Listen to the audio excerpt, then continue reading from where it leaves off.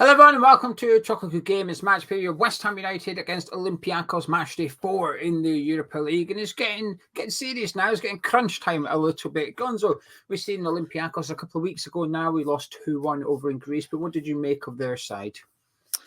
They're okay. I thought they were the best team that we've played in the group stage thus far. It's very, very hard to appraise them correctly, though, because we did not take that game seriously either in terms of application or in terms of the team selected. So I do find it difficult. I don't know how that team would fare against our best team. I suspect we're about to find out. But look, I thought they were well organised. I thought they got a player of skill and intelligence in Daniel Podence, who, if he doesn't find success in certain areas of the pitch, as the tactical license to go and roam and sort of prod and poke an opposition's defence and see where they're weak. So they definitely carry a threat, and I feel that actually they also carry a threat because I think Podence started on the left-hand side and sort of on their left-hand side, obviously, and I felt he sort of worked his way in and tried to do some bits and pieces. I also feel they got an attack down the other side as well, sort of, so what will be down Emerson's side. So I think they've got a good balance to their team. I think they're a decent team, Gio. I thought they were all right as well, actually. They were perhaps better than I expected, but I do think we played our part in that. I think we allowed them to be better than what I thought they would be, and I think we created our own issues, which allowed Olympiacos to cause trouble for us a little bit. And I thought when we put the big guns on, we were in control of the game. However, I always think context is important, and it would be easy to say, well, if we played that team, we would have won that game because we were the better team with them. But they were also winning 2-0, so we were always going to have the ball. They were going to allow us to have it and sit back and defend and allow us to have possession, essentially playing one defender for the last 5 minutes of the game. So it's a difficult one to gauge per se, but while I thought they were maybe a bit better than I expected, I do think we were the main driving force behind that. There wasn't that much to worry me, though. I did look at them and think that had we taken the game a bit more serious, perhaps, or had it been our ground, that we should have won that game. And I came away thinking they deserved to win on the night, but I didn't fear them for this fixture coming up at the London Stadium. If anything, despite losing, I became more confident that we'd beat them at home because of, I thought that was maybe them at their best. I could be wrong about that. Since playing us, they've gone on to win one, lose one. They lost at the weekend most recently against PAOK, 4-2. They got beat at home as well. So both teams are coming into this one off a pretty poor result domestically, and both teams need a win in this group game. So it should set up for an interesting encounter. Is there any players for Olympiacos bar Podence that perhaps caught your eye? Not really. The right hand, whoever it was on that right hand side, whose name escapes me. Maybe I can have a little quick look there. It's Fortunis, wasn't it? Was it Fortunis? Was that? He did. Yeah. Yes. He was on the other side, but he seemed to be swapping with Podence. It may have been Heze. But yeah, there was somebody on that right hand side. Sorry. There was somebody on that right hand side who definitely caught my eye. But Podence was by far our best player, I thought, by quite a margin. Yeah, he was the one. Fortunis was one that stood out for me. I think, because I didn't know what to expect from Podence, you sort of know what you're getting a little bit. And I thought the left back Ortega looked quite good as well, actually. And we were told from the Olympiacos guy that left back's their issue, and that's where we're going to get a bit of success. But I thought he caused us a bit of bother and kept Kudus quite busy defensively down that side. Maybe more of a reflection on our tactics than the ability of the Olympiacos left side. But those were the two players that stood out for me. Their left back, Fortunis, and like you said, Podence as well. When I was saying there, but I actually feared them a bit less going into this game, despite them winning. You were sort of nodding. Is that something you agree with? Oh yeah, for sure. You always want to do these videos. You want to be respectful to the opposition, and I'm not blowing smoke up their bums by saying that they were the best team we played in the group. I really do. I think they were better than Bacca-Topola, and I think they were better than Freiburg.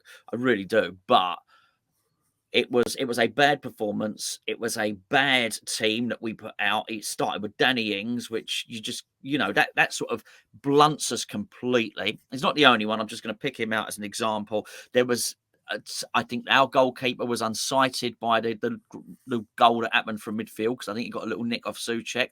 I think there were a whole number. I thought there were 3 of them who could have done better for that goal. I think it was possibly Ward-Prowse, Mavropanos and Souček. All could have done better. So 3 mistakes there. Then you've got this goal that Ogbonna scored. So you're just looking at all that. It's all infinitely avoidable. But also, not only that, I thought the selection, the application, and the intent was all wrong. Put it this way, I'm not sure we can be that bad again. So I don't know, people will be watching this, so we can.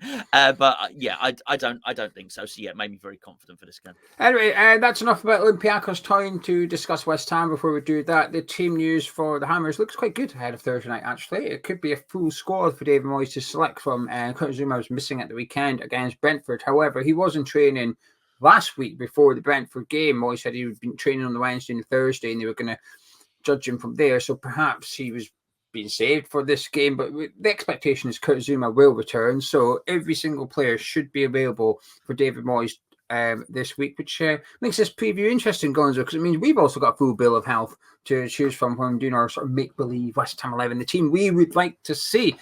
Gonzo, kick it off with your goalkeeper, please. Yeah, Areola in goal. I'm going to go full strength here. Well, almost full strength-ish. Yeah, Areola certainly in goal for this one, and yeah, obviously Soufal, and I even if Zouma's fit, I still wouldn't pick Zouma, because I think if you're going to want him to play against Nottingham Forest, which you probably will, particularly bearing in mind their Nottingham Forest striker's a bit of a beast, really, isn't he? So I think I'd probably save. I don't think you can do 2 games in a week, particularly not coming back with injury. I'll save Zouma and I'll play Mavropanos there. So you've given me 2 defenders and a goalkeeper. That'll do. We got to attack. Yeah, this is like Tottenham's high line against Chelsea stuff. I'm witnessing here. Yeah, absolutely. I'd quite like to play Tilo Kehrer next to Mavropanos, actually, because I thought Agurd was so bad at the weekends. And well, I elaborated on it in depth on the player rating, so there's no point going into it now. I also want to see David Moyes needs to give himself viable options. So if things aren't working, and they didn't against Brentford, so he needs to know what his defence is capable of doing. I would not put Ogbonna back in there. I think he understood the danger for the goal. I just think Father Time had caught up with him. Oh, that was an age thing. I think 3 years younger Ogbonna is athletic enough to stretch and actually deflect it. He just couldn't get his leg high enough. I know how he feels, right? Quite frankly, but Moyes probably not going to play me in defence either. So, yeah, so I would play Tilo Kehrer there, and I'll play Emerson left back. Well, we've actually got out your keeper and back 4. We agree on 4 of them. So, would you like to guess which one I differ from you? You're not going to play Mavropanos? Incorrect. Fabianski in goal. Okay. I think Fabianski's doing fine. I think he's done all right. I'm not too fussed about the Areola thing, and I'm okay with Fabianski in goal for this game. But I agree with your back 4. Actually, I think there's no alternative to Soufal at right back. Kurt Zouma, I didn't see anything from Olympiacos which suggests they're going to bombard the box with crosses or anything like that. Quite the opposite, actually. They were getting the ball, and they were quite a technical team. They like to build up. They like to play in front of our defence. They were trying to break through that way. They were taking long-range efforts and stuff, and they weren't necessarily getting behind our defence, which would then be what causes Kurt Zouma issues, but it wasn't anything to suggest that Zouma would be the best centre-back to face the Olympiacos attack. So I would go Mavropanos and Kehrer. I'm a big Kehrer at centre-back fanboy. I don't know why he's not getting more game time. I think he deserves it, actually. And Mavropanos needs to keep being bedded in. More game time we can get him, the better. And again, at Emerson, there's just no alternative at left-back. And it's a bit silly that we're sat here having spent 400 million and we don't really have any alternatives to right and left-backs. But that's the situation we're in. So we agree on the defence. Midfield, I think, do you know something? I think we're going to agree on all bar one more player at the rest of the team. But talk me through how you like to line up in the middle of the pitch, please. I would go with, obviously, Alvarez and James Ward-Prowse as your 2 central midfielders. I would play Lucas Paqueta as the central attacking midfielder. I would. Do you want it all? I'm doing it all. It's up to you. Would you like to do it all, or would you like a bit of yours? A bit of give and take. Let's suss each other out. Alvarez and Paqueta, I agree with completely. I would actually go with Ward-Prowse for this one as well. However, he's a lucky boy. I think I was deliberating because I actually think if we are going to put Paqueta in there, I actually think Souček might be the better player to put in beside Alvarez, because we've seen against Arsenal, they were fine. Souček and Alvarez were fine. In fact, they were better. They were good. Souček and Alvarez were good as a partnership in there without Ward-Prowse in the team. But we've seen Ward-Prowse with Souček, and it's a disaster. So we don't want that. But yeah, I don't think Ward-Prowse is in particularly great form at the minute. But with this game, I'd expect us to have the lion's share of possession. And therefore, I think I'd prefer to have Ward-Prowse in the team for his ability on the ball. Does he create chances per se? Not necessarily. But then when you look at the 3 players ahead of the midfield, that's why Ward-Prowse is okay, and also Paqueta in there as well. He's the one that's going to be creating stuff, not necessarily Ward-Prowse. Ward-Prowse's job is to get it to Paqueta. So I agree with your midfield 3. Now you can talk me through the rest of your attack. Yeah, a little bit of a curveball here, actually. So I would play Kudus. I would play Bowen up front, and I'd actually start with Maxwell Cornet on the left. I want to give it, because I want to see, and David Moyes should want to see. I mean, he doesn't want to be found wanting here. I would like to see what happens with Paqueta in the middle, with Cornet's pace on the left, to see if he can release him. I'd also like to see how that works out with Emerson. And I'd also like to see the opposition, given the conundrum of having to defend against a team who are fast on both flanks, with a player in the middle who can pick them out. So that's what I'd like to see. I'd like to absolutely go for it. And we need to go for it. 4 left-footed attacking players. That's got to be incredibly unusual. Oh, haven't I? Cheeky. Very unusual. I completely agree. Kudus, I think Kudus is making the right-hand side his, actually. I'm really impressed by his performance out there. I was very impressed with Bowen as striker against Arsenal. He did the sort of Antonio role, but in a Jared Bowen way. I thought his hold-up play was really good. I thought his build-up play was really good. He wasn't barging defenders out the way, because he can't do that. But what he was doing was dropping deep and getting the ball into his feet and turning and facing the defence. And I thought I was very impressed by him. And I agree with Cornet. I think Cornet at Burnley was fantastic. We've signed a really good player. He's just not had a chance yet at West Ham. And it's absolutely mental that we're sat here 15 months later from signing him, but he's still not had a chance. And I agree with you about, is he offside all the time? He is. But is it because of Cornet's runs being stupid, or is it because the players don't always spot his runs quick enough, and then when they do pass to him, he's a yard offside? We don't know, but I'll tell you what, like you alluded to, if you get Paqueta putting the passes, he's not late at pass, he's early, if anything. So if anyone's going to benefit from Paqueta's early balls, it's Cornet. And if anyone's going to benefit from players making early runs, it's Lucas Paqueta. Yeah. So I would really like to see that, because you might discover some things. If it works, you've got going into Nottingham Forest game. And I actually hate the phrase, like a new sign. You know, when a player comes back from me, I was like a new sign. It's not really, is it? You know, Cornet would be, because we're not bloody used to him yet. We haven't had him yet. West Ham. It's a bit like you being here for this preview, actually. Wait, did you cope with that 2 previews you had to do? Man, you know what I mean? I'm still recovering. You forgot to do your score prediction in one of them. I did. It's hard, man. It's hard being on the other side of the screen. You're pointing at the wrong side of the screen there, so that just shows. There you go. I am useless. Thank goodness Geo's back. Honestly, it's like having a new signing. Right, before we discuss how important this game is and if we're confident, we want to point in the direction of our Patreon. Before you're thinking, oh, here we go, hang on a minute. It's not Patreon. Well, it is Patreon, but there's a specific competition on Patreon. I want to point in the direction of our prediction competition. It's a new thing we've brought in the last few weeks on Patreon. And if you get the correct score and the correct first goal scorer of the match, you go into a draw, and we have one overall winner. And it depends on which tier you subscribe to is what your prize is. However, for this game, the Olympiacos game, if an addict wins it, they win this: a signed Kurt Zouma shirt.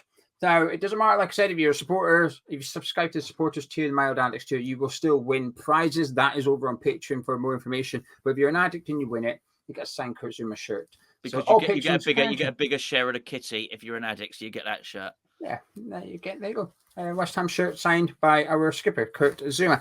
To join Patreon, go to patreon.com/Hammers Chat. Links in description or the pinned comments. It's not just prediction competition. There's loads of videos over there, plenty of content, discount our online store, and you get to support the channel from £3.60 per month, so less than £1 a week. You can support the channel, and it allows myself and Gonzo to upload every single day on each channel, apart from when I'm in Scotland. But I did it some days, right? So he did. Nice back. Not a Friday. I didn't do it on Friday. I was busy. It was raining, so I was grumpy, so I didn't do it. Anyway, right. Important game. It is. I'd just like to say, if you weren't on Patreon, you missed the Windscreen Wiper edition of Geo's player rating, which was excellent. Not to be missed. Surely worth the subscription alone. It is an important game, Geo. It really is an important game. I'm sure David Moyes. David Moyes has been lucky enough to probably found out if he had his radio on yesterday that he's no longer wanted at West Ham. So he's going to be doubly motivated for this one. And be pleased to make sure one of his final 2 games or 22 games is going to be really, really good. So this is important, though. It's important for him. It's important for the club. It actually is important for all of us. I honestly don't want, as a West Ham fan, another week or another few days of this utter despair and this utter doom and gloom that there is. I want an uplift of a win. I really do. I want Kudus to score. I want Bowen to score. I want rampaging runs. I want a victory. I want to be top of the group. That's what I want back, because this is it's not a great time at West Ham at the moment.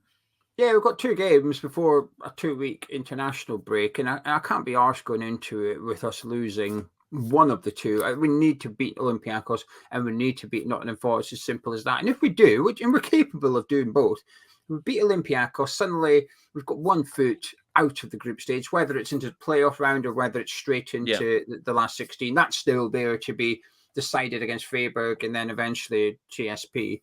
Or TSC, that Serbian team. So, but we'd probably advance from the group stage should we win this one. We'd certainly be in the driving seat, and it would be our own fault if we didn't qualify from the group they're on. Beat Nottingham Forest as well, and we're probably in the top half of the Premier League. There's a good chance we're 10th, maybe going into the international. But suddenly it looks good again. Quarterfinal in next round European football, 10th in Premier League, happy days. However, should we lose both, it's that we're possibly heading into the Conference League. In the bottom half of the Premier League, the form would read 1 win in 8, which is, well, not good. In the win, would have an asterisk next to it, which would be Arsenal's second team. Now, I'm not saying that, but that's how it would be worded, etc. So it's an important game for the club, and to some extent, Moyes. I still can't bring myself to believe that if we lost both, they'd sack him. I don't think they would. I think he'd still be here for the following fixture. But I appreciate I'm quite stubborn in that view, and things have changed with the introduction of Tim Steidten, so perhaps I'd be wrong, but I'd still be surprised if we lost both and they pulled the trigger. I would still, actually, surprised isn't stronger. I'd be shocked if they sacked him off the back of those 2 defeats, should we do it. But, so it's an important game for Moyes, important game for the club going forward as well. Are you confident? Yeah, I am. I'm confident funnily enough, for both the games. My confidence for Forest has taken a hit slightly after their Aston Villa result, but I'm highly confident for this game, and I thought it before, and as I say, even since David Moyes would listen to the Jim White show yesterday, I feel even more confident that he's going to be highly motivated for this, and I think he's going to play his best team in both games, and I thought more or less. I say the Zuma thing. Whatever Moyes considers, and we didn't do our disclaimer, the teams that we both picked is what we would like to do, not what we think David Moyes would do. I do think he's going to do both of those. I do think for both of those games, and I think we're going to win both, and I think he's going to come out fighting afterwards as well, because I do believe if that is the case, that you say quarterfinal or the Carabao Cup, knockout stages of the Europa League, possibly top half of the Premier League, you may well see a manager come out and say, well, what can I do? So yeah, I do. I really do. And I think the players will be motivated. I don't subscribe to this theory that they're going to down tools and not play for David Moyes so as he gets the boot. I think it's not just about a little bit of professional pride. There's a little bit of desire as well. There are players in that squad who will want to win this trophy. And even if they don't want David Moyes to remain as manager, they're not going to basically throw away their chance of winning the trophy just to get rid of David Moyes. That they'll want to win the trophy. And they'll know, because they've got proof, that actually they can do that. They'll feel it, particularly those involved last season. I just think it's an awful lot to sacrifice just to get rid of the manager. So I don't buy into it. I think the players will be motivated. I think we'll play well, and I think we'll win comfortably, actually. I think the new signings must feel it as well. Although they weren't involved in the Conference League final, obviously, when they come to the club 2 months after we've won the final, the buzz will still be there. Even if it's not the players, the staff around West Ham will still be buzzing. They'll see photos, they'll see whatever. They'll see a lot of stuff to do with winning the cup, and they'd feel it as well. I don't, while we got beat against Brentford and Everton, etc., I still think we're trying hard. The players are still working hard. I don't have a question over attitude. I have a question over their concentration and their ability, their form, their errors. I question those things regarding the players, but not their work ethic. And, I've just seen a thing from Paqueta today calling David Moyes daddy. Not in that kinky way, but Emerson said he sees David Moyes as a father figure, and Paqueta said, "Yeah, me too. I called him daddy last week." So there you go. But I'm confident as well. Actually, like I said, I came away from the Olympiacos game a couple of weeks ago. They deserve to win. I've got no problems with the result on the night, but I didn't think, we're in trouble when we play them. Quite the opposite. I thought we'll beat that lot, because Moyes after the game basically said my lineup was right. Look who I played. We should have won that game, but I do think there would be an element of him wishing he took it a bit more serious and played the first team. But also the other key thing, which you usually say, and I was waiting for you to do it, but you didn't. So I'll go and release my Gonzo. We're at home on Thursday and Sunday. Big difference. No travelling. That's a good point. So I think we will play Moyes. I agree with you. I think Moyes will play what he feels is his strongest side, both games, bar Kurt Zouma on Thursday. And you know what? I wouldn't even be surprised if he rolled Kurt Zouma out for both games as well and said, no, I'm getting 3 points in both games, and I'm making sure we go into this international break in a really strong position, because he's been spiky. His interview before the Arsenal game. Normally I miss the pre-match stuff because we're doing the build-up show. I miss it all, so I miss all the interviews and stuff. But since I was in Scotland on Wednesday, and I see it, and the lady said to him, you're in poor form at the minute. Is that why you've changed the team? And his answer was, it's not poor form, it's a bad week. And if he's going to get that spiky, you've almost got to back it up pretty quick. Yeah. You're going to get that defensive. You need to back it up pronto. And I think he's got to win on Thursday, or suddenly that journalist can very much go back to him ahead of Forrest and go, well, you've had a bad fortnight now, David. Yeah, well, he came back to her in the post-match interview. Yeah. He reminded her of what she said before the game. And I found that fascinating. So you just imagine there's someone is so irritated by what an interviewer said during the interview. He's remembered it throughout 90 minute of football, which has got to take a lot of your emotional attention. And he's obviously just beat Arsenal 3-1 as well. Absolutely. And I'm not saying he didn't celebrate it, but it's right. Okay, I'm going to remind her, that is a little insight into his mind. I sort of do understand it a little bit, to be honest with you. And that's why I do think if we were to win both of these games, be prepared for a David Moyes press conference. I wouldn't be surprised if he goes on a podcast or so. Honestly, I'd be. Stephen Bartlett is rubbing his hands. Absolutely, because he would. And the thing is with Moyes, you feel he's got the backing of the national press at large, who are always, because they're not nuanced, they don't understand what's going on with West Ham. The national press don't care that he don't promote youngsters or any of that other stuff that might cause annoyance to West Ham fans. The national press can be looking about, hold on, he's done a great job for West Ham. So, and he will feel almost insulated by that as well. So, yeah, I think he's going to come out fighting. I really do. Maybe he could go on Antonio's podcast. I'll tell you what, I just wish someone else would, aside from Antonio. Amen. Can I get any final words from yourself and your score prediction, please, Gonzo? No, I am looking forward to it. And do you know what? I totally forgot about the international break. You actually depressed me then when you said that. Honestly, my heart sank a little bit. And so, not just for Moyes, not just for the club, for everyone, it'd be nice to watch a win. It'd be nice to be talking about a win afterwards rather than David Moyes, to be honest with you. And I think we're going to win comfortably, and I think we might win 3-0. I'll take that any day of the week. I think we'll go strong, and we've got players in form. While the team's in poor form overall, we are. There's no getting away from that. Yeah. Emerson's still in good nick. Bowen's in great form. Kudus is in fantastic form at the minute. Paqueta's had a few off games, but he's had a rest now. Hopefully we could get him back. I do think we'll concede goals. We can't keep, well, I say goals, maybe singular. We can't keep a clean sheet, so I don't expect that to start on Thursday, but I expect us to keep up the scoring a couple of goals. And I'm going to say West Ham 2, Olympiacos 1. 3 points for the Hammers, putting us in a good position for European football. But if you've enjoyed this preview, please do drop a like on it by clicking the thumbs up, helps the channel out. Subscribe if you're new to Hammers Chat. And if you fancy joining Patreon and entering the prediction competition, head over to patreon.com/Hammers Chat and you can enter there. And like I said, if you're an addict and you win it, well, here it is. Sign Kurt Zuma shirt. It'll be yours. We'll catch you in a bit.